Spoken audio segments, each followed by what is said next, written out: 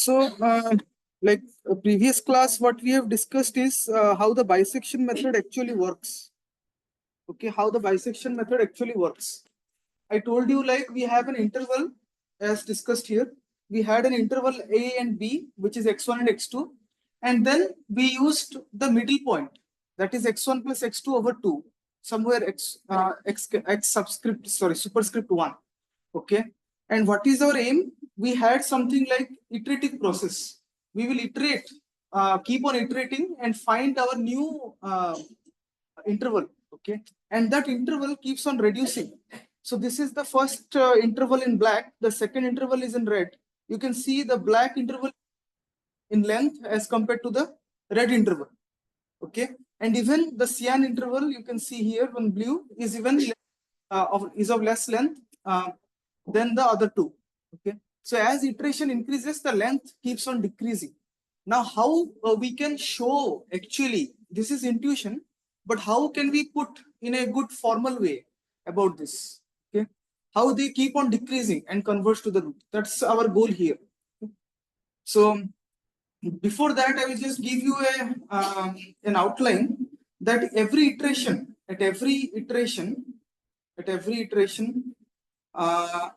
the endpoints of the interval, the endpoints of our interval, endpoints of interval containing the root, okay, containing the root is getting updated, isn't it? Is it correct to say this? Every time, every iteration, your endpoints of the interval. What do you mean? I mean by the endpoints of the interval. You can see A, B. These are the two endpoints of the interval, which are denoted in black. Then after second iteration, I took the midpoint and then compared the signs. I found that x1 and x subscript 1 are the new endpoints. So endpoints after every iteration, they don't stay constant. They keep on changing their positions and in such a way that it contains the root. It cannot randomly change positions in such a way that it doesn't have the root. It changes its position in such a way that it has the roots. Okay, fine. Okay, and this is the first step. Second is at every iteration the endpoints. At every iteration the endpoints are given by say x1k and x2k. You already know x1 and x2 are the endpoints of the start. So at the start you have, so what is x1 at k equals to 0 is the starting. Okay. So x1 at 0 equals to x1 and x2 at 0 equals to x2. Fine. Then at your second iteration, that is k equals to 1 if you like, then x1 of 1 will be something new, x2 of 1 will be something new depending on the algorithm, depending on the function it has. Okay. So these are the endpoints. These are the endpoints, and our claim is, what is our claim? Our claim is x2k minus x1k, okay, as k tends to infinity. Okay. This quantity, we don't know which one is bigger, so it is better to take the mod, the absolute value. This will tend to 0, isn't it? Can you get the idea? Anyone having any issues with this one? It might be technical. Okay with you? Don't think of this mod as something new.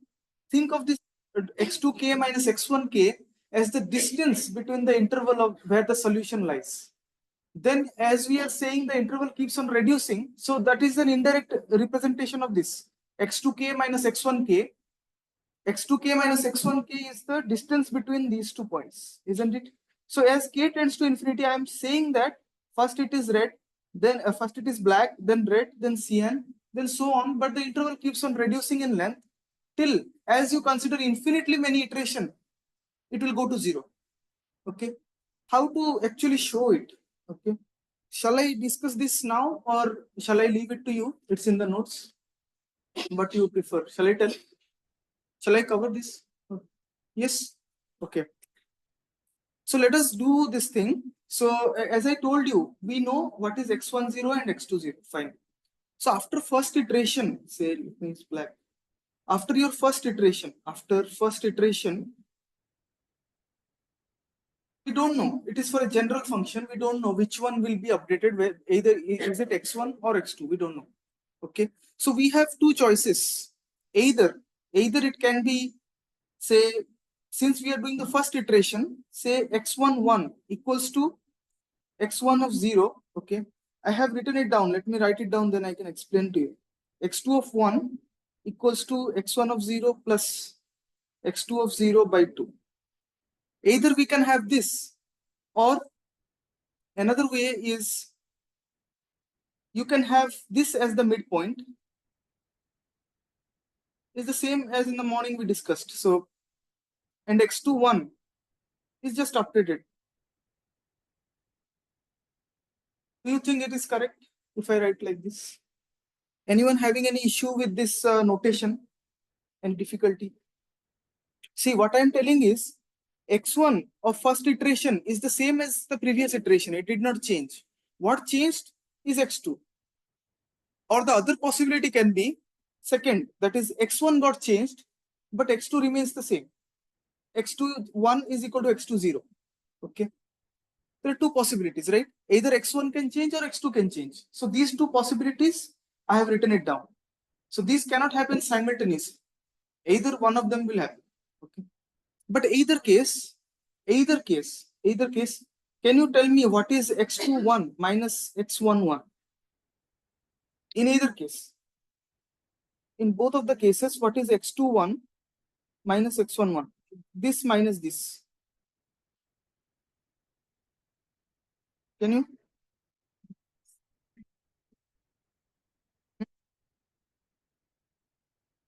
Or maybe, yeah, we don't have, it doesn't matter. Maybe I'll do 1 and 2 just to follow my calculations in my note. So x1 minus x2, okay. Can you tell me this, what is this quantity? Are you getting this? By 2, is it? Is it fine with you? Okay. I am doing x1 minus x2. Okay. I am doing x1 minus x2. Now, can we similarly check? Can you check similarly for the second iteration? See, our aim is to show this. Our aim is to show this. x2k minus x1k is going to 0 as k tends to infinity. Okay. So we did the first iteration. Okay. Can we go on for next iteration? Can we move on to k equals to 2? That means I want to estimate next. I want to estimate what is x1 of 2 minus x2 of 2. I'll find that. Then I'll keep on going and then I'll derive a general form. I'll go on like this. Then I will try to derive a general form for x1k minus x2k, which you can do just by induction. There is no harm in that. Then you just take k tends to infinity and then you will get something. That's the basic idea. Okay.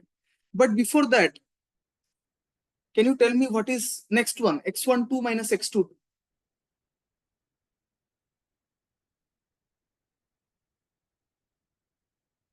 Follow this pattern. Yeah. Yes. So I think you can get a hang of the pattern we have. Okay. How x1 of 1, 1, you can see just do a minus here and you get that same pattern, right? Got it? Yeah. So if you have 2 here, just do a minus 1 and just paste it there. Nothing else. Okay. So how you can do with that x1? Yes, but yes, that's good. But can you write this in terms of this one? I can also write this one, no? Sorry. This is x1 0 minus x2 0, right? By 2 square, right? Fine. Can you see the similarity now? So for this second iteration, this if I put a 2 here, I don't ask deep math to understand for you. Just see the pattern, basic aptitude. Okay. So just see that there is a 2 here and there is a 2 square here. Now, if you have a k here, then can you directly tell me this? Is it x1 0 minus x2 0 by 2 to the power k? Fine. So you don't have to think deeply in math. Just follow the patterns what the formula is giving to you. Now, can you tell me, as k tends to infinity, what is happening to this quantity? What is happening to x1? So, what is happening to this quantity? x1 0 minus x2 0 by 2 to the power k. This goes to 0 because the denominator is keeping on increasing in a polynomial fashion, right? 2 to the power something. It's getting bigger and bigger, so it's going to 0. Now, if it is going to 0, this guy goes to 0, which exactly we want to show here. Yes. And what does this mean? This means that your root is converging, that your iterates are converging to the root. So through this way, we can always guarantee that bisection method can actually converge. Okay, this is just a claim I wanted to show. But later in the most of the methods, we will not dive much into the proof. Okay, this is the proof I thought many of you can understand properly. I just gave an idea. But later, when we dive into some complex issues and complex methods, we will just see that it works. Okay, we'll not go into deep math behind it. Okay, so now we come to the second phase. Okay. Yes. Now we come to the second phase. That means I will ask you to solve the method here. Okay. All right. So let's start this example. Okay. Let's start this example with just a simple function. Just say you have f of x is x square minus 3. Okay. And in the interval,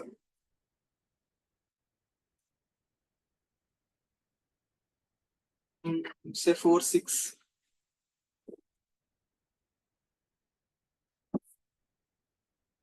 What do you think of this question?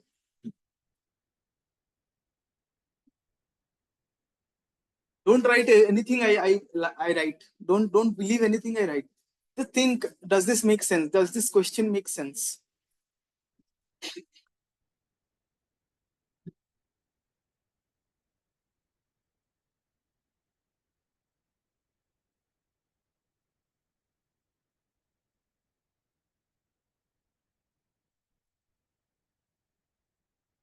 Does this make sense? How many of you are saying no? Okay. Let us give 1-2 minutes more to the audience, other audience. Let them think. Does this make sense?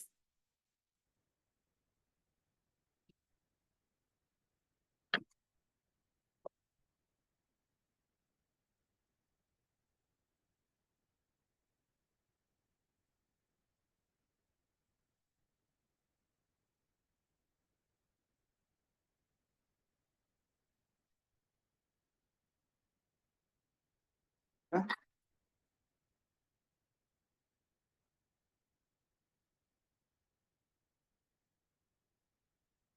Does this make sense? Why?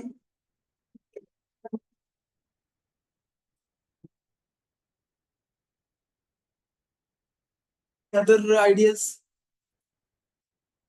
What first column says? Why it is not true? Hmm. Hmm. How can we compute? 0. Hmm. Why can't you solve this fx equals to 0 if given 4, 6? Yeah, so the first bench is told right is this is the function you already know the solution, that is x equals to plus minus root 3, and root 3 if you can just come out to be 1.732, something like that, like infinite sequence, but just 1.732 is just a rounded of 1, but 1.732 is not lying in the interval 4 to 6, so therefore bisection method will not work. Okay, so if in exam something like this comes, okay, uh, make sure that you write bisection. So the question will be simple: solve this for bisection method and this. Then you should write no. Bisection method cannot solve this because it is falling outside of the range. Okay. Then you say let it, and in the question it will be asked to consider an alternative range you desire. Then you can write 0 to 2 or 1.5 to 1.9, whichever is suitable, and solve it. Okay. So this through this question, your concept is tested. What do you actually know? Bisection method is tested. Everything is tested. So it's a high chance you'll get it. Okay. Okay. So instead of 4, 6, let us do 1, 2. Now it is fine. Yes. Okay. So now, yeah. So what you should do in the first step? Yeah. So go step by step. I would say. Maybe this is A, this is B. Fine. So every time, maybe no. Let us not use this terminology because I have used x1 and x2. This is x1 and x2. Okay. So you draw a column like the iteration k. K is the iteration number. Fine. This is the first column. Next column should be x1k, x2k. These are your intervals, two intervals listed, and they will vary. They keep on varying. Therefore, I have put a k on the subscript, superscript. Okay, fine with you. Okay. Then what you should do? Then we have another quantity, say c, k, maybe c subscript k, maybe yes. That is like we can do x1k plus x2k divided by 2. That is, we are considering the midpoint. And it varies with iteration. So C superscript K. That is the meaning of I am assigning these notations, okay? Because they keep on changing as the iteration progresses. So it is wrong to keep just a variable, say A or B or C. You should keep something, a new notation, such that every time, every iteration, we can say that C12, C13, C3, C4, C5, they keep on changing, okay? Next, what you should look at? Yeah. Then,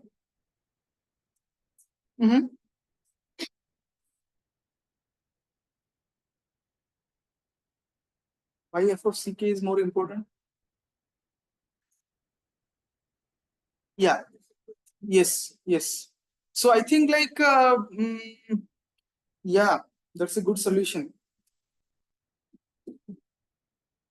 But that's good. Like in the first class, you are like communicating. So make sure you communicate throughout the semester. It should not be like the YouTube one. First class 20 views, then later 0. Okay. Okay, that's a good idea. So what we should do is f of evaluated at x1k, then f of evaluated at x2k, fine. Then c sub superscript k is x1k plus x2k divided by 2, fine. Then we compute f of c also, f of ck, f of ck. Anything else? Anything else we need? How you will know when to stop? That you should remember, right? That you cannot continue like this. How we should know that? Maybe you can take like, yes, the difference, the norm of x2k minus x1k. As the number of iteration will increase, this quantity on the rightmost column keeps on decreasing. Isn't it? The width of the interval keeps on decreasing. That will be taken care of by the the last column. Okay. So make this column so that you are on track. If you don't follow this column, then you will be totally confused. If you write in a paragraph way, just like a solution, it will be very confusing. So therefore, I suggest you do this. So first, what we will do? First, k equals to 0, right? Shall we start with 0 or 0? Okay. x1 of 0 is 1. x2 of 0 is 2. These are the first points of the interval, fine. Then f of x1k is f of 1. 1 minus 3, say minus 2, right? F of x2k, what is this? 1.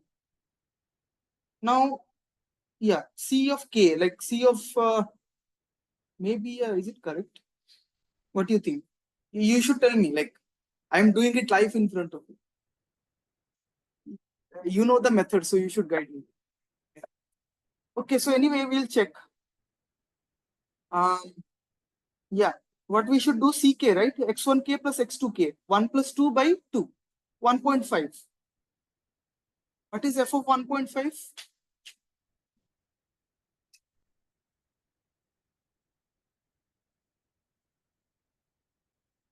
Then mod x2k minus x1k, 1. Isn't it? x2k minus x1k is 1. What we should do next?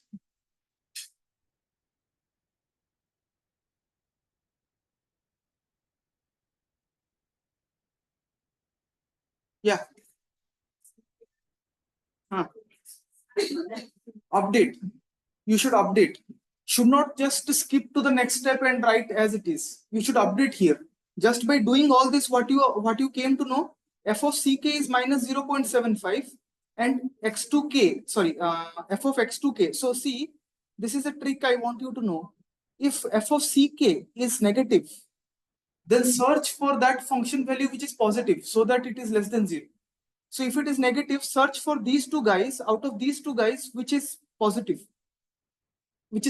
Then only these two multiplication will be negative, right? So which one you should take? Which one you should take last?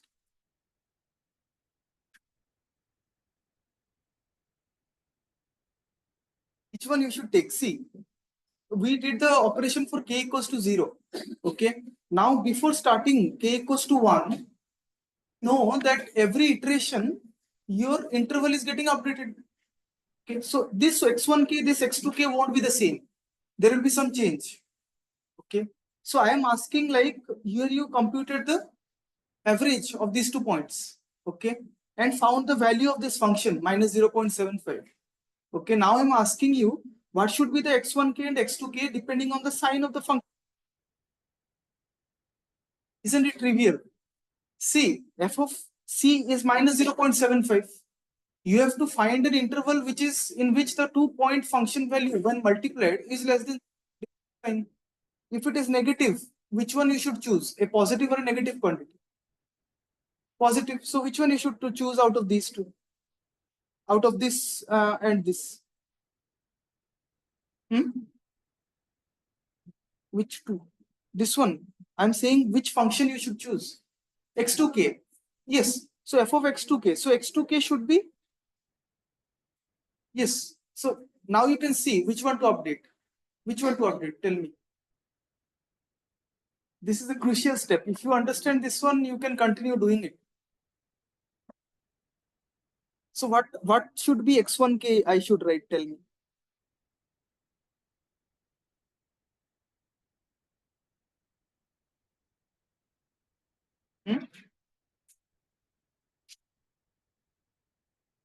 Think carefully.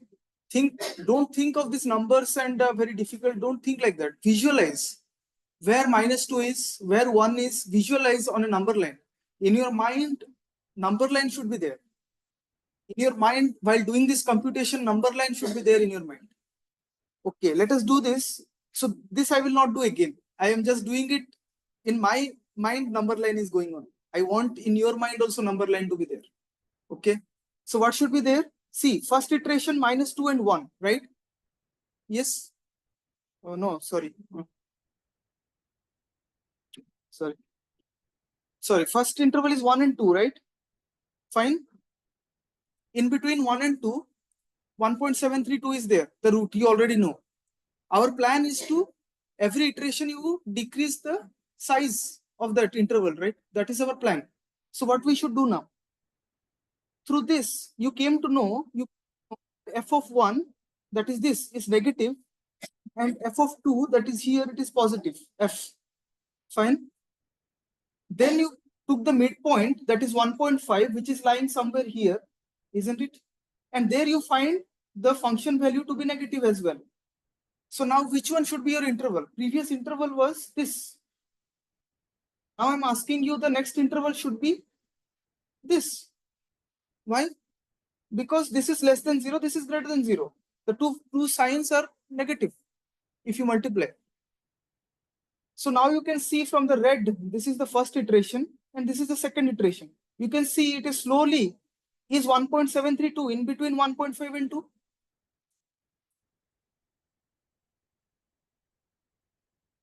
Is 1.732 in between 1.5 and 2. Yes. So therefore, yes. So you should update this one as the second one. So now which one got replaced? X1. This one was X2, right?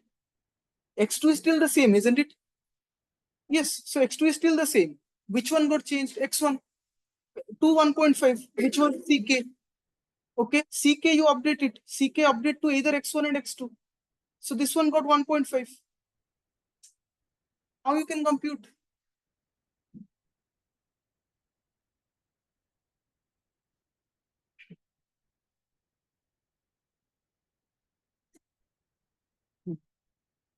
Huh.